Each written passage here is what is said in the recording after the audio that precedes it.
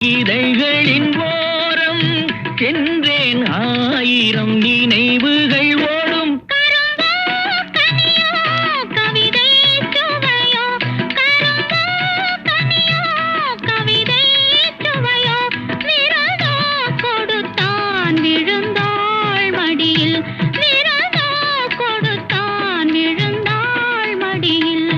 பூமாலையில் ஓர் மல்லிகை